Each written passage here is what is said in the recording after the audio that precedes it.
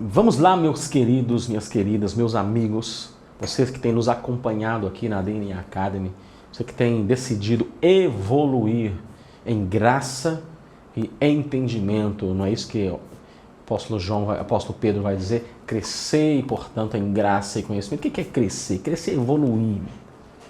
Então, você que tem decidido evoluir em graça e conhecimento, vamos para a última parte, né, dessa nossa aula maravilhosa sobre a criação. E agora nós vamos falar sobre algo incrível.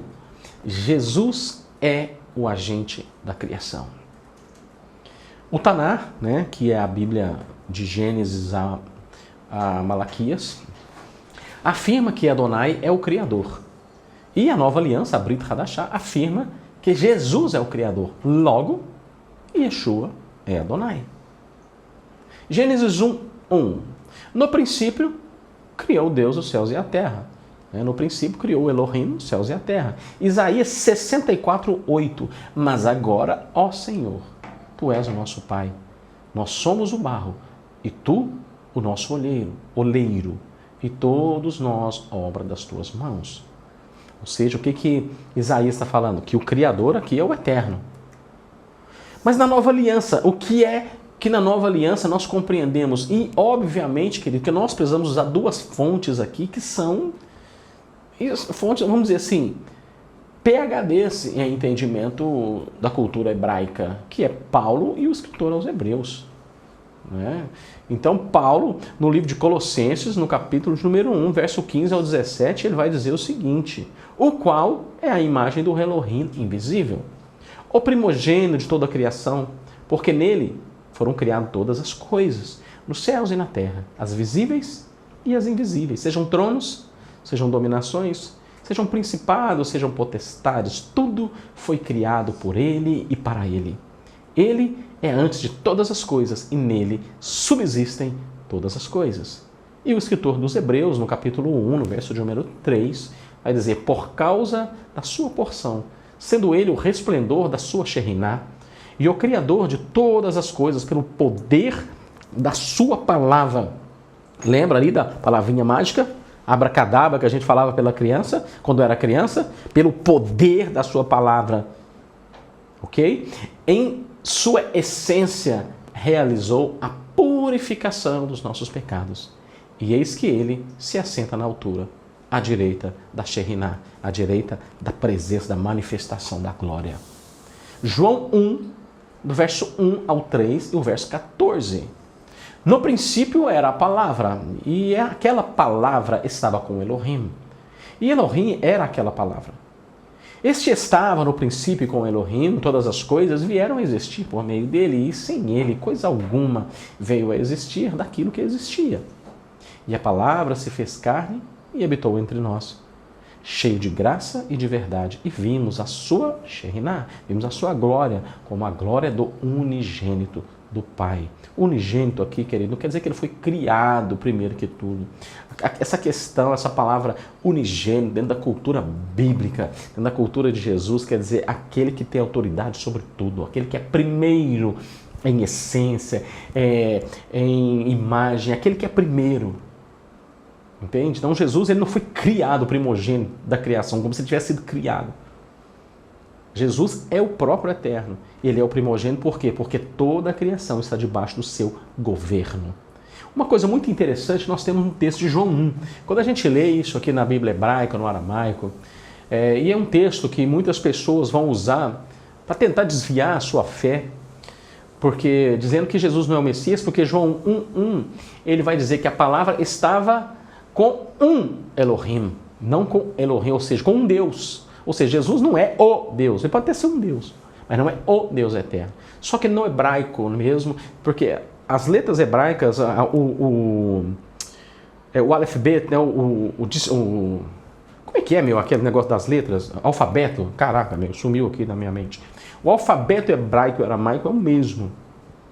Então, o que está escrito esse texto aqui de João 1:1 no hebraico? Ele vai dizer o seguinte: Bereshit Hayah Hadavar. Hadavar in Ha Elohim. O que está dizendo aqui? No princípio era a palavra. E a palavra estava com o Elohim. Porque Ra, querido, é um artigo definido.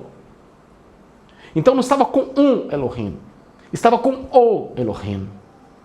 Ha Elohim ve Hadavar. É isso que vai dizer.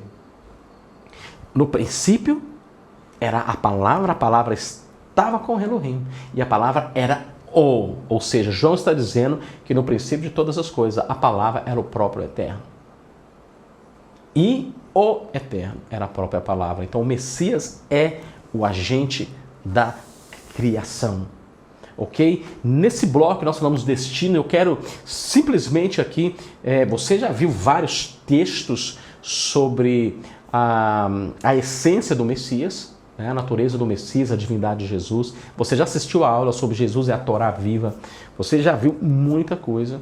Então, eu não vou me alongar muito, você já tem muita informação. E agora eu quero concluir com você, só trazendo aqui um plano de fundo e voltando a trazer para você a essência de tudo aquilo que nós ensinamos. Lembrando que as próximas aulas elas serão mais voltadas à nova aliança. Né? Nós vamos falar sobre Paulo e vamos falar sobre o Evangelho de Jesus. Então vamos para a conclusão. 1. A criação não é o resultado da expansão do Eterno, mas da retração. Você já sabe disso. Como é que é o nome disso? Como é o nome da retração? Escreve aqui nos comentários. Escreve aí no seu caderno.